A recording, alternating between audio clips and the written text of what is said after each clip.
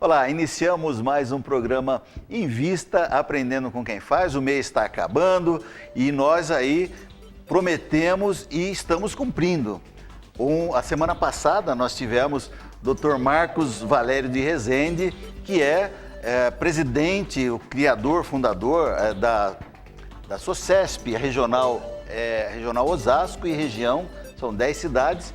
E falou na semana passada, você acompanhou o Invista, falamos muito sobre coração, sobre as doenças, sobre como evitar doenças do coração, e muita gente nos ligou durante o programa, muitas mensagens, não conseguimos responder 1/10 das perguntas e pedimos ao Dr. Marcos para voltar aqui ao nosso programa nessa semana para continuar o bate-papo. Dr. Marcos, muito obrigado de ter voltado, muito obrigado, causou realmente um grande interesse da nossa audiência. Oi, Paulo, é uma honra voltar aqui, eu que agradeço o convite, a oportunidade de estar aqui falando com a nossa população de Osasco e região, né? Eu acho que foi muito bom mesmo o nosso bate-papo da semana passada e responder aquelas perguntas, né? Estamos aqui à sua disposição para tentar esclarecer e divulgar aqui as ideias da Sociedade de Cardiologia. Muito bem. Na semana passada, você se lembra que acompanhou o nosso programa, nós entramos direto no assunto sobre lendas, as lendas da internet, e aí acabamos não falando muito de empreendedorismo, mas Dr. Marcos, que é formado pela Universidade Federal do Espírito Santo, especialista em cardiologia pela AMB, SBC, tem uma folha de formação aqui, é uma formação continuada realmente, é uma formação assim dirigida em especial, eu acho que para a área de cardiologia, pelo que eu entendi. E aí, o Dr. Marcos, nós não tivemos oportunidade de falar como é que foi, que é uma coisa que sempre para nós aqui fazemos, é recorrente essa pergunta, como é que foi escolher a profissão, ser médico, e em que momento da vida, puxa, é isso que eu gostaria de fazer. Você se lembra disso, doutor? Então, eu me lembro bem, Paulo, é o seguinte, eu entrei na faculdade de medicina com 17 anos. Sempre estudei em escola pública. 17 anos? Com 17 anos, estudei minha faculdade em escola pública, federal. E assim, por incrível que pareça, eu sempre fui um ótimo aluno de matemática. Então, até o último suspiro, eu ia fazer vestibular para engenharia. E eu morava com meu tio, um dos irmãos mais novos do meu pai, que era cardiologista, o Dr. Luiz Rezende, lá em Cachoeiro do Itapemirim, no Espírito Santo. E era um grande médico. A terra do Roberto Carlos, a terra do Roberto Carlos. Mais famoso. E o meu tio era realmente um grande médico. Sim. Tá? E tal. E eu, no último dia de inscrição para o vestibular, eu me vi como ele. Eu vi que aquela era a minha vocação. Sim. Apesar de adorar os números, eu vi que aquela era a minha vocação. Cuidar de gente. E daí, fui e passei no primeiro vestibular, e passei bem colocado. E entrei na faculdade de medicina aos 17 anos. Quando eu terminei o curso de medicina, ele era cardiologista e eu resolvi seguir os mesmos passos. Eu me encantei pelo coração, não só por causa dele, mas aí eu também me encantei com essa especialidade. E o meu sonho também foi vir para São Paulo e trabalhar na equipe do professor Adib Jatene, do professor Decur, do professor Fulvio Pilege, e assim eu consegui.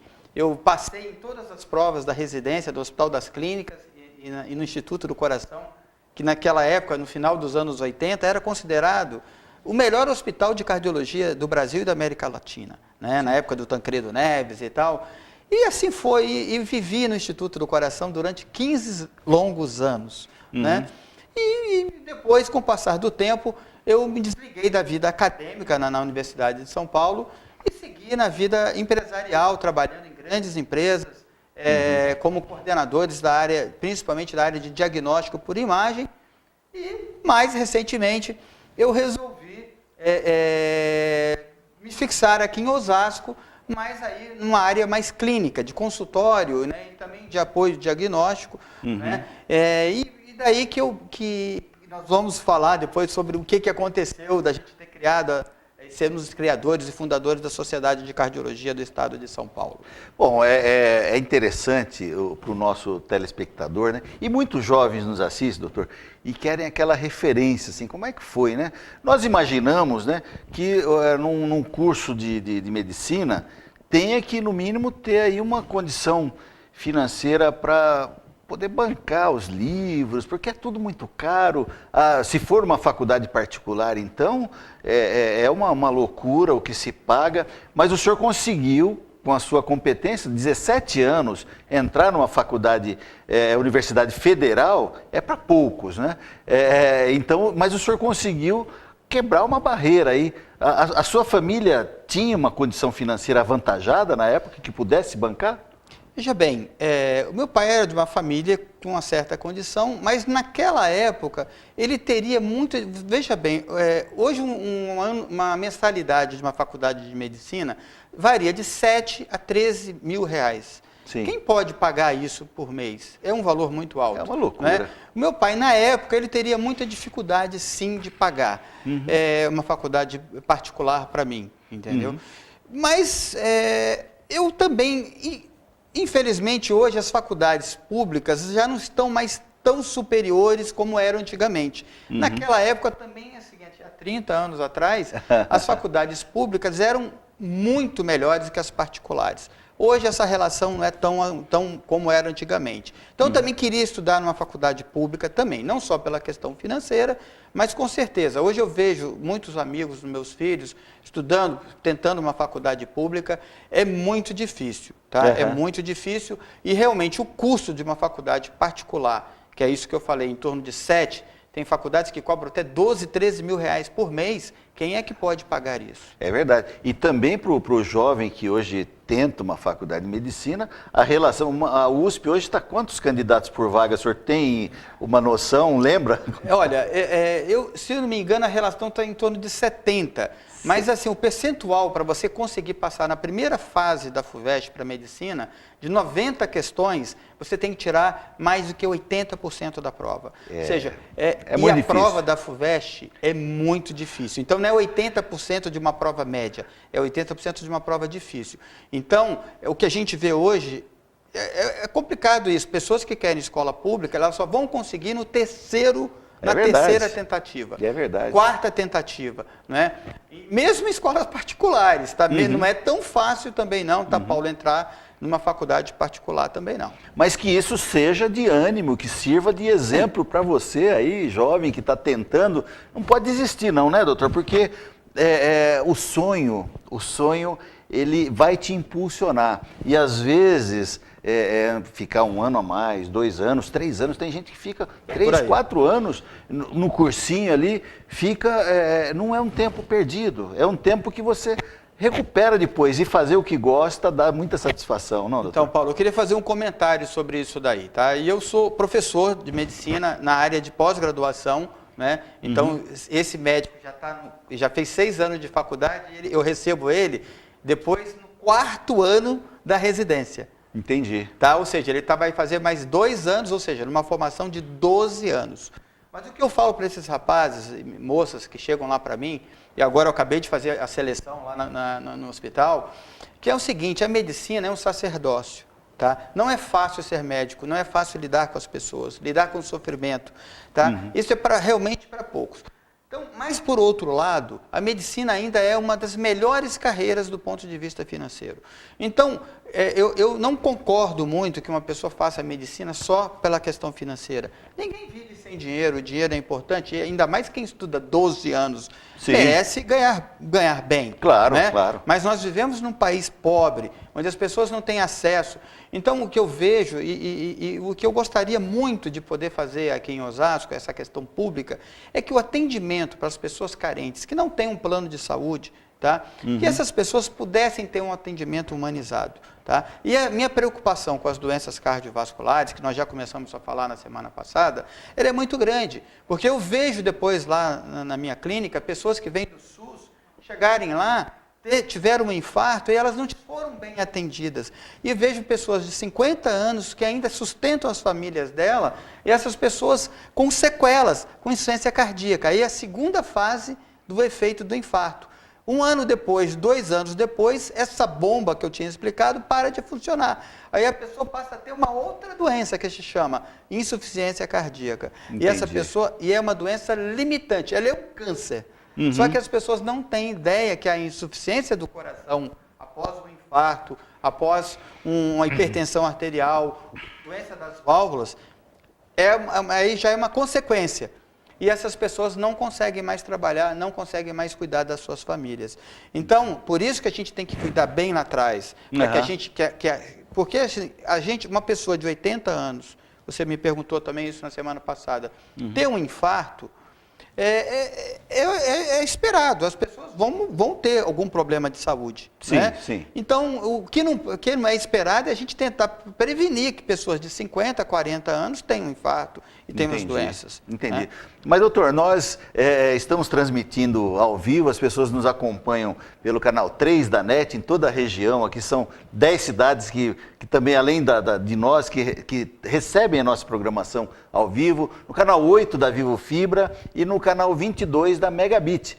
A Megabit é a antiga Cabonet. Você que está nos assistindo também pela Megabit, canal 22, ou pelo site da TV Osasco, ou pelo Facebook. Hoje você assiste pelo Facebook e pode mandar, inclusive, as suas perguntas, pode mandar a sua participação, pode mandar, eventualmente, seu vídeo no 981-420-208, que nós vamos responder para você. E está chegando aqui um monte de perguntas. Chegaram, a semana passada não conseguimos responder todas as perguntas, algumas ficaram da semana passada e chegando um monte de perguntas.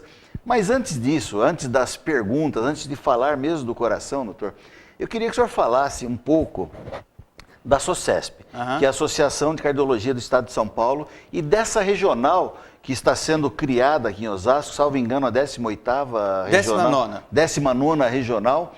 Mas antes disso, eu queria que o nosso telespectador compartilhasse conosco, saber um pouco do que faz a SOCESP. Então eu vou pedir, se tiver no ponto aí, eu vou pedir para a produção colocar o vídeo onde nós vamos entender um pouco do que faz essa associação de muito interesse público para todos nós. Vamos lá?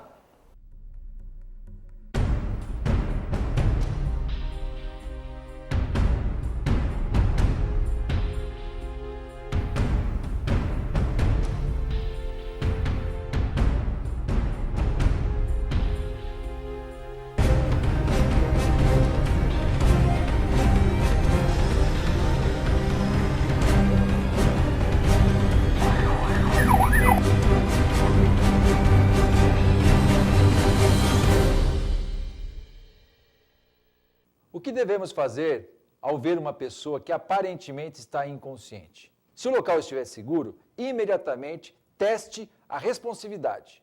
Na ausência de resposta, imediatamente chame por ajuda, através do telefone 192 193 aqui no Brasil. Se a vítima não respira ou respira de forma agônica, conhecida como gasping, inicie as compressões no tórax de forma forte e rápida, até o auxílio chegar.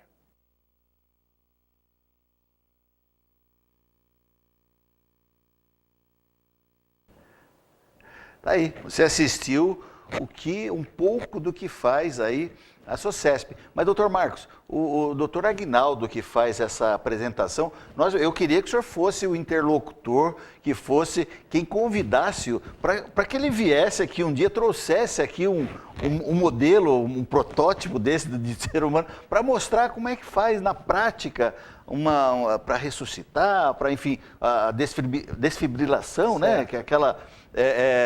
então, fica o convite para o doutor Aguinaldo para vir aqui. Mas vamos falar um pouquinho da SOCESP, doutor. Então, Paulo, a SOCESP, tá, é uma entidade, como eu já tinha falado na semana passada, é uma das maiores sociedades de cardiologia do mundo.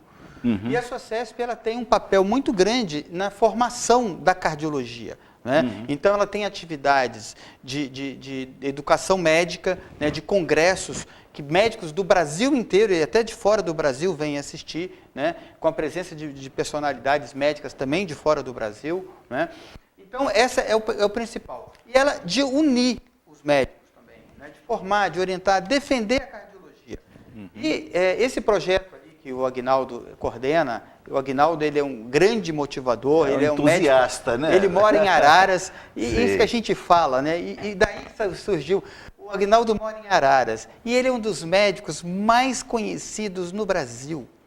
Então é por isso que a gente fala, né? Nós podemos, Osasco pode ter uma cardiologia boa, pode ter uma cardiologia muito melhor, tá? Não é porque nós estamos na periferia da região metropolitana que nós temos que nos contentar com falta de processos de atendimento. Aliás, doutor, eu queria aproveitar só esse gapzinho aí para falar. O senhor falou que Osasco tem. Realmente, Osasco tem. E aí eu quero mandar um abraço carinhoso para esses. O senhor falou em sacerdócio e realmente a carreira médica ela acaba se tornando um sacerdócio. E nós temos na cidade de Osasco algumas referências que o povo que está nos assistindo, com certeza, algum deles já, se você fez uma consulta preventiva ou teve algum problema, você já passou. Nós temos aqui em Osasco, doutor, que é o meu cardiologista, quero mandar um abraço para ele. Aliás, vários deles eu já passei.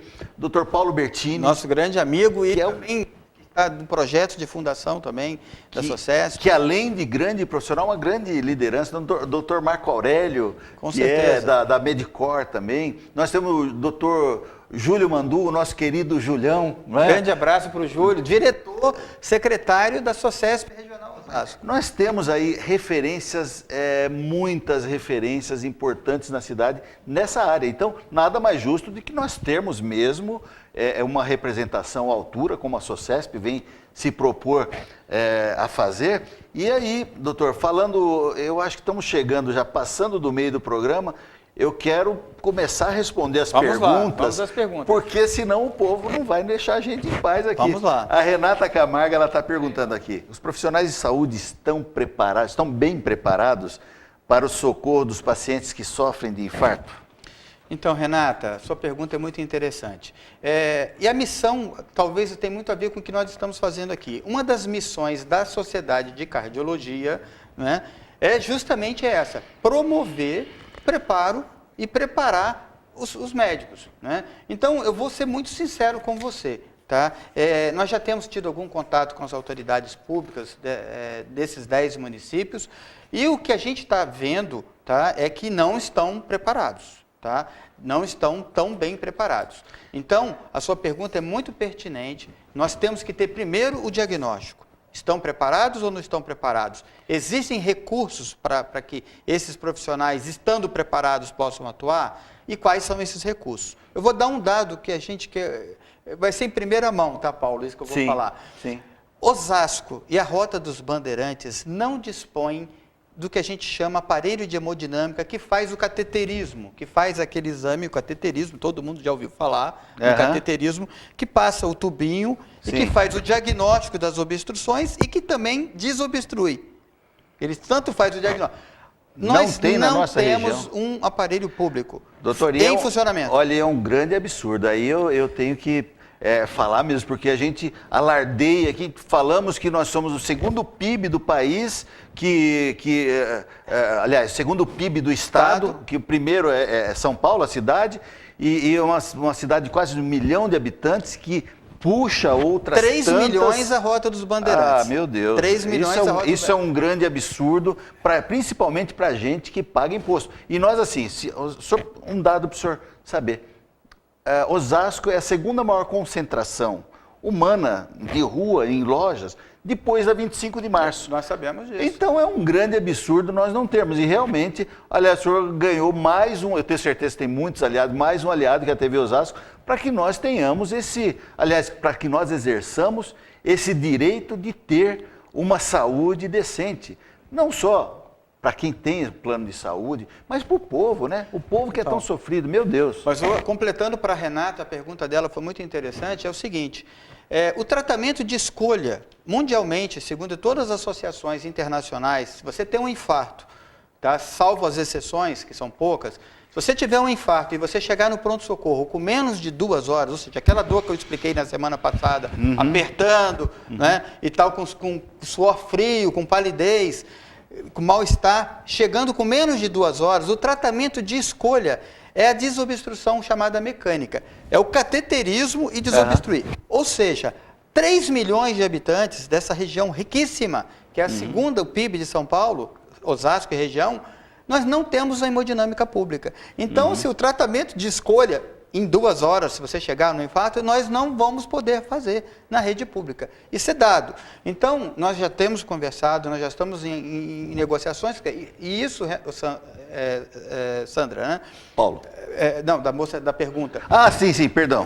Nós vamos tentar implantar. Renata Camargo. A gente vai tentar implantar isso ao longo dessa minha gestão de 2 anos, essa é uma das nossas prioridades. Que bom. Termos, ao final desses 2 anos, através da força que a Sociedade de Cardiologia do Estado de São Paulo tem, de implantar a primeira hemodinâmica pública na Rota dos Bandeirantes. Olha, e contem conosco para nós ajudarmos nessa cobrança cidadã, né, que é de ter esse equipamento.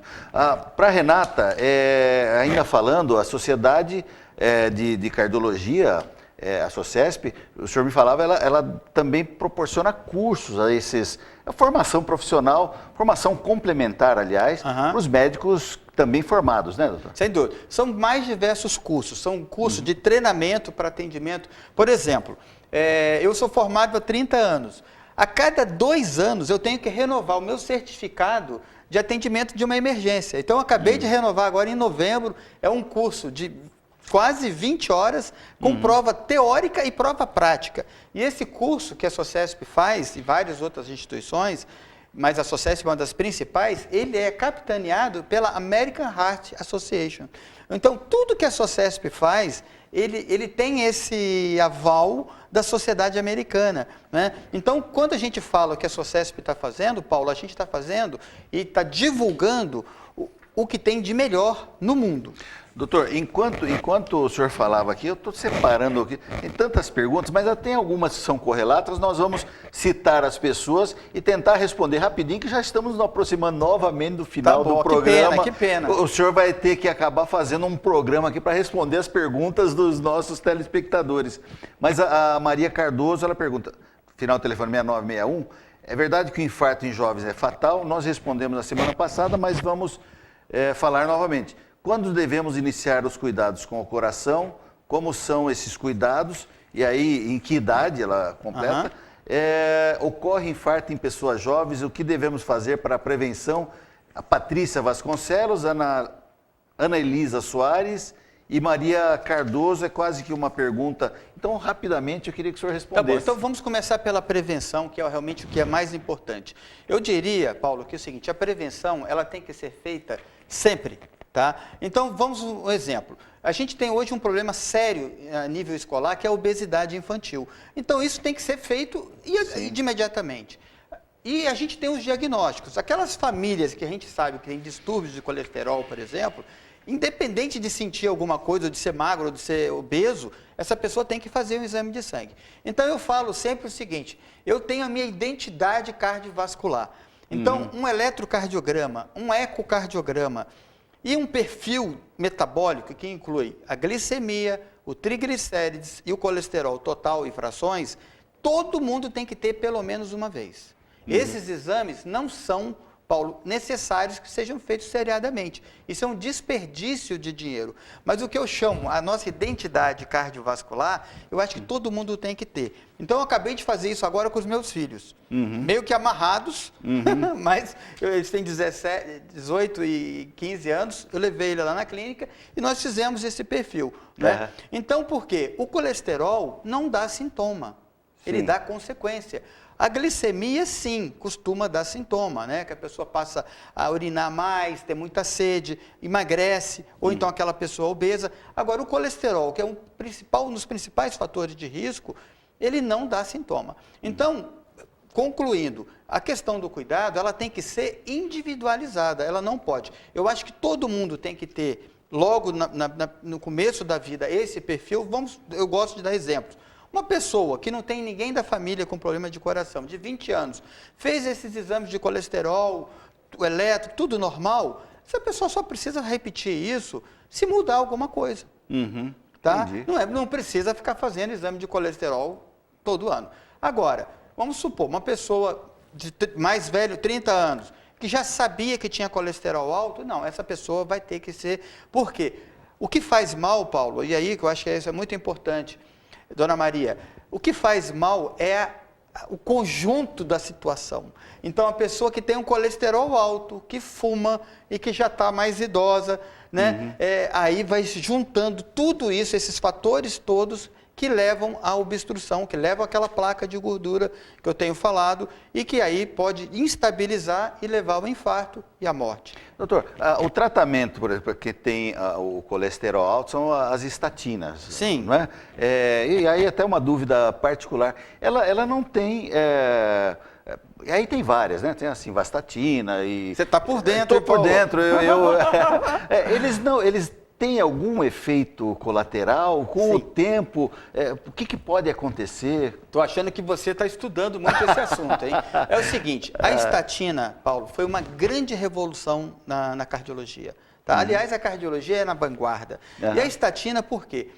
Tem se demonstrado que as pessoas, claramente, que as pessoas que têm a doença, ou seja, que tem aquela placa que eu tenho falado na artéria, no vaso sanguíneo, a estatina muda o prognóstico, ou seja, essas pessoas têm menos complicações e vivem mais. Tá? Aí eu entro agora em outra área, que é em relação ao seguinte, quem tem colesterol alto? Eu vou fazer uma pergunta, quem tem colesterol alto, toda pessoa que tem colesterol alto tem que tomar estatina? Não. Tá? Não.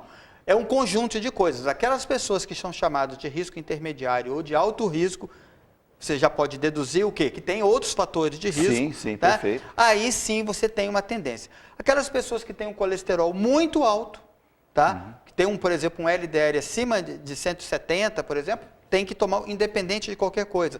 As pessoas com problemas genéticos de colesterol, tem que tomar a estatina sim. As pessoas que já tiveram infarto e as pessoas que têm documentação das placas de gordura. Tá? Então faz um cateterismo, ou faz uma angiotomografia, ou um ultrassom das carótidas e tem placas de gordura nos vasos sanguíneos, elas têm que tomar a estatina. Porém, você perguntou dos efeitos colaterais. Tem um pânico em relação aos efeitos colaterais da estatina. As estatinas são absolutamente seguras. Porém, elas têm um sintoma que elas podem ter, que são de dor muscular. Elas podem causar danos à musculatura esquelética comum, tá? Não do coração, mas a musculatura do braço. E tem pessoas que realmente elas não toleram tomar qualquer tipo de estatina. Tem muita dor muscular, inclusive com liberação de substâncias por causa da quebra da musculatura e que podem causar problemas pro rim e tal. Então, qual o percentual de pessoas que tem que parar de tomar estatina? É muito baixo. Mas existem outras opções, tem algumas opções que estão chegando no mercado agora, mais engenharia genética, são caríssimas, mas nessas pessoas que têm colesterol muito alto e que têm intolerância à estatina, é uma opção.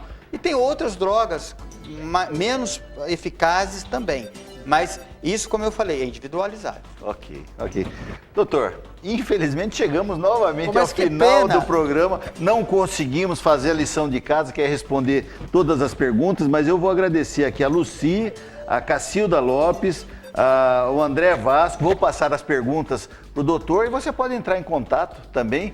Tem aí o site da Associação, né, de Cardiologia, da SOCESP, e você manda suas perguntas, faz seus contatos e ficam então os instantes finaizinhos aí para o senhor fazer as últimas considerações para o nosso público, as últimas nesse programa. Com certeza vou convidá-lo novamente para vir aqui. Tá, Paulo, eu que agradeço a gentileza do convite, tá? E eu queria te parabenizar também pela excelência, porque falar de assuntos médicos com a população leiga não é uma tarefa fácil. E quando o entrevistador ajuda, né, eu estou vendo que você conhece bem do assunto, e também eu queria te parabenizar pelo seu programa, que obrigado. também da questão do empreendedorismo, né? A SOCESP vai empreender em Osasco, né? Os cardiologistas, né, que eu sou o representante deles aqui na Rota dos Bandeirantes, nós vamos empreender e vamos sim buscar a iniciativa pública, né? Muito bom. E vamos empreender Legal. na iniciativa pública também. Tá? Legal, doutor. Muito obrigado. Muito obrigado. Agradecemos também, em primeiro lugar, aliás, a Deus que nos permite estar sempre aqui com você, levando sempre alguma coisa boa para melhorar a sua vida. Um grande abraço, Invista vai ficando por aqui. Tchau, tchau.